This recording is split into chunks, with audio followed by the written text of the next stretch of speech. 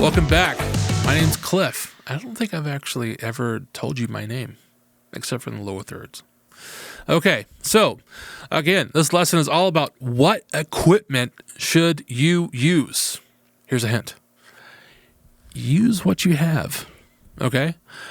If you only have a cell phone and a couple of lights, use that. So this lesson is all about finding what will work for you. So you'll gain a comprehensive understanding of essential equipment for high-quality video production, the criteria for choosing the right tools, and how to effectively implement them in a do-it-yourself production process. When it comes to video production, you need this one thing to be seen: a camera. To be heard, you will need a mic or a lapel mic. To make your shot steady, you will need a tripod. And to make it look good, you will need lighting. Choosing the right equipment for your setup is really important. I mean, you need to consider your budget. Is it going to be out of your budget? Is it going to cost way too much money? If it's not that, if you have no money, don't get it. Again, consider your budget allocation, your value prioritization, and the compatibility with your existing setup. You also need to prioritize high-quality equipment over a myriad of low-quality options. All right? I've always lived by you get what you pay for, really. I mean, if you can only afford a lower-quality option, get that. Then when you come up with some more money, then step up to the next part. Let me tell you my story a little bit. When I first started doing video production, the only camera that I had was an LG G4, a cell phone. That's all I had. I had a camera, a tripod, and a camera mount. That's all I had. And a Shure SM57 mic with a recorder on the side, because I didn't know how to connect audio to my camera, and I wanted to make sure that I had good video. My first lights were construction lights that were bouncing off a white sheet to make sure that it wasn't so harsh. And if you know anything about halogen construction lights, they are hot and they eat up your electricity. I will tell you, after starting it was a wake-up call on how much energy those construction lights took up. Thankfully, now we have the invention of the LED construction light, so you don't have to worry about a lot of electricity consumption. But still, if you have a construction light budget, get construction lights. You can diffuse the light by bouncing it off a white surface, like a white blanket or a white bedding sheets or white tablecloth. I started with a white tablecloth and construction lights. That's all I had. It was all about making sure I could get my message out. That's all that mattered to me. Thankfully, after that, I was able to get rid of the construction lights and go to Walmart and get a light fixture, a canned light fixture that you clamped on wherever you can get it the highest. And thankfully, in my room, which was like my first studio, I found a high place and I just clamped the light on there and diffused the light with wax paper. It was super cheap, and it was actually a little bit out of my budget at the time because, I mean, I didn't have much money, or any at all, really, but I made it work. Now, iPhones are insane. I mean, here's a video that I shot just a few months ago for a fragrance commercial that I did, and I used an iPhone 15 for the main shots. I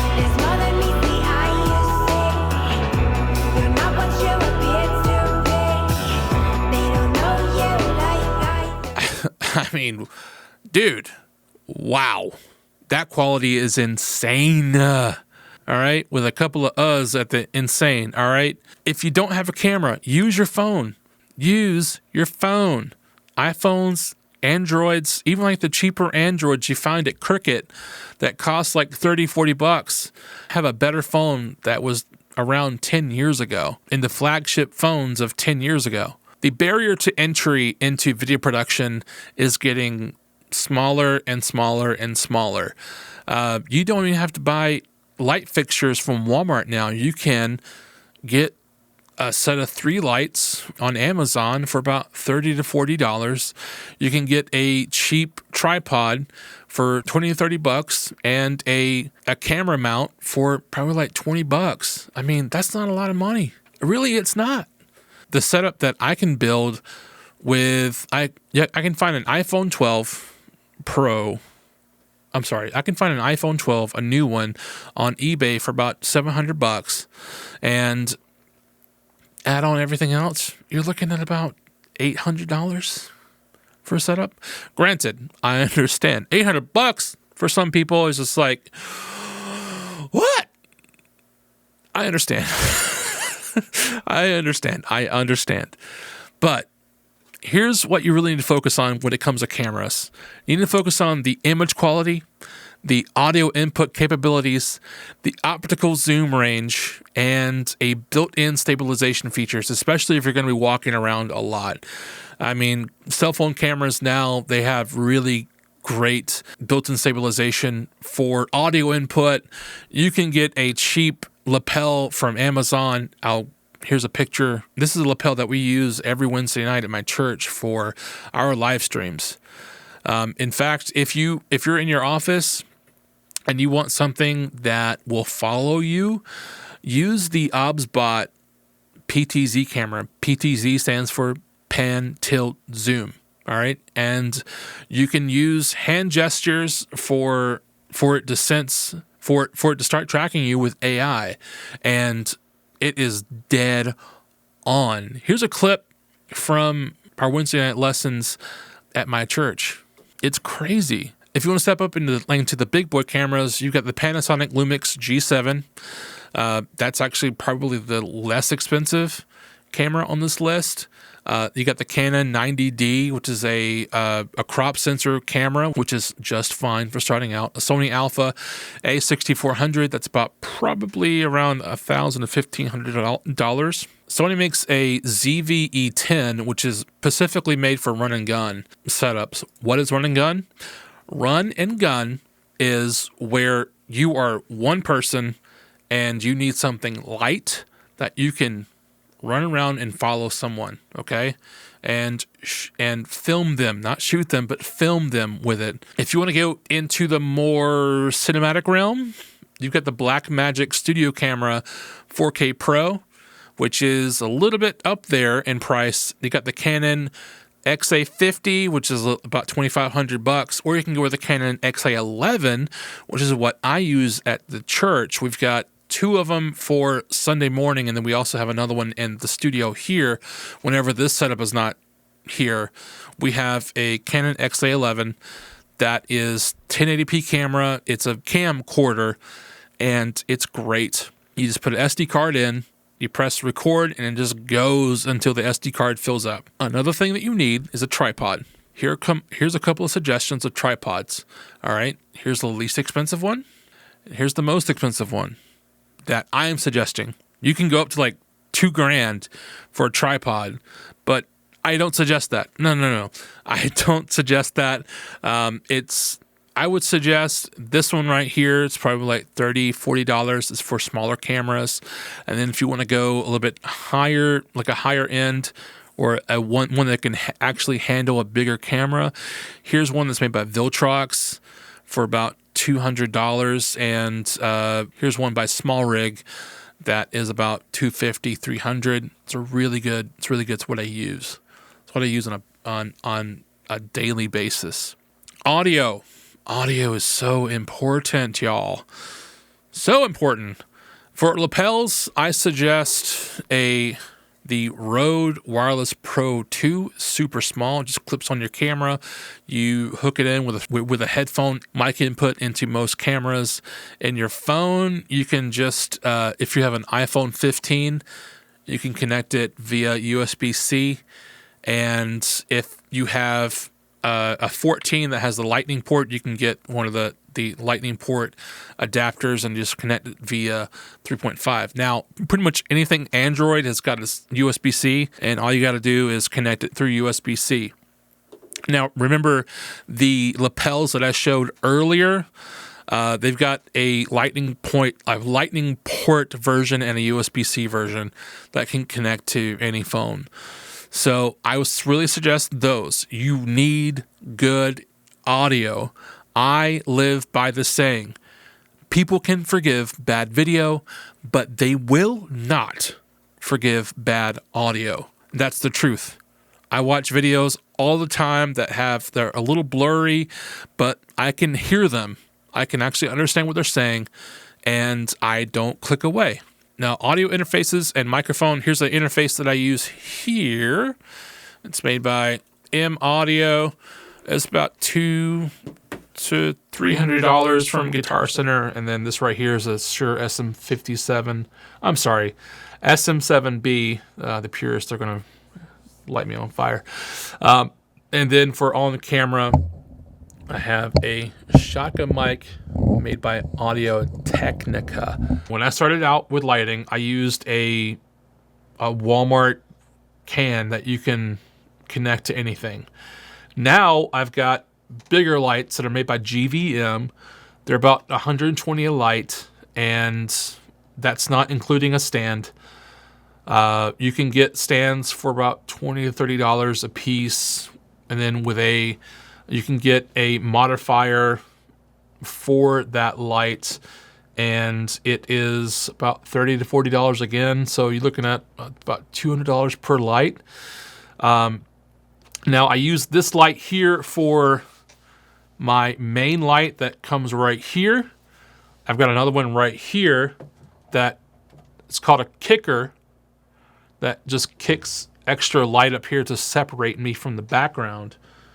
And then I have up here behind me, I have a Neewer 660D panel, and then all the colored lights you see here, they're all GVM 800Ds.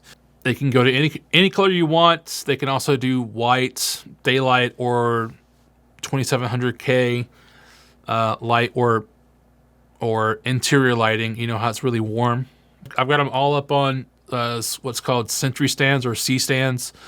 I found a really good deal on Amazon for like a pair for like $190 a pair. So I've got 6 of them in here. They're holding up some other stuff as well.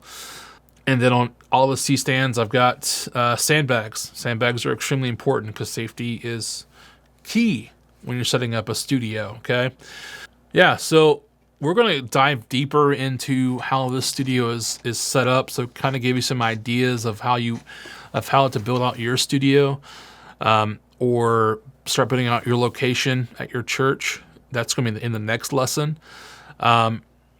But I just kind of want to give you a little bit of my story about how I started, and kind of give you some inspiration about what to do and how to do it, and give you some ideas about what you need to do video production. Some add-ons. What you can do, you can add on monitors for multi-camera setups. You can do an extra monitor on the camera itself, so you can have a bigger camera so you can actually see yourself. The way I've got my camera set up now, I've got my Sony FS5 Mark II connected into a Neewer teleprompter, and I've got a Huion Canvas graphics tablet, and it's shooting up, and I'm able to monitor my camera, logic, and the bulleted list of things to talk about right now. Some of the other things that you're going to absolutely need is cables, batteries, and SD cards, especially if you're going to be using a camera other than a phone. You're going to need extra storage, or storage in general. SD cards are the storage for the camera. In fact, here is the SD card right here. It's really small, but 128 gigs can fit on that. People my age or older, which I'm 40. Ow. My back hurts. Uh, remember the old floppy disks where like you were lucky to get like 128 kilobytes. Now there's like 128 gigabytes on this small thing. In fact, they've just come out a few years ago with a terabyte you can put on one of these things. It is crazy how far technology has come when it comes to video production and camera storage. So what are some of the benefits of do-it-yourself? Well, doing it yourself is cost effective. It allows churches like yourself that has a smaller budget or no budget at all to reduce your cost compared to hiring professional video services like myself. You've got flexibility and customization. You can provide the flexibility to tailor your content specifically to your church's vision and the needs of your congregation. It also builds your skills. It encourages skill development among your church team, fostering a culture of learning and growth. You have enhanced storytelling that it enables complete creative control over the storytelling process. It allows you to have a more authentic representation of your church's values and narratives because you're a part of the church. You're close to the pastor. You're with him all the time, with him or her all the time.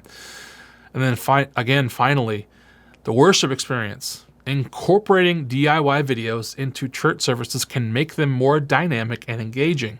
That's what we talked about, sermon bumpers and things of that nature. The sermon bumper is basically like the hype man for the sermon.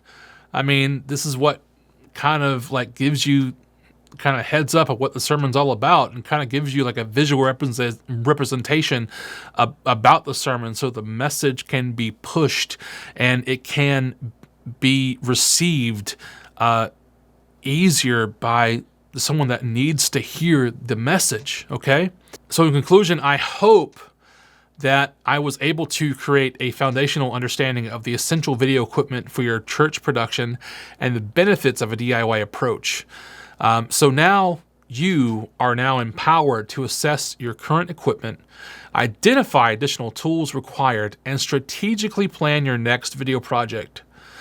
So the goal is to develop engaging and spiritually enriching content for your congregation. And remember, the journey of do-it-yourself production is about the collaborative process and the skills developed along the way. Like I said in lesson 1, collaboration is going to be key. Collaboration makes the dream work. All right? The message is the most important part. Getting the message out, winning souls. This is what this is all about. You've caught the vision. You've created a blueprint. Now you have your equipment. What's next? You need to find a location. I will see you in the next lesson.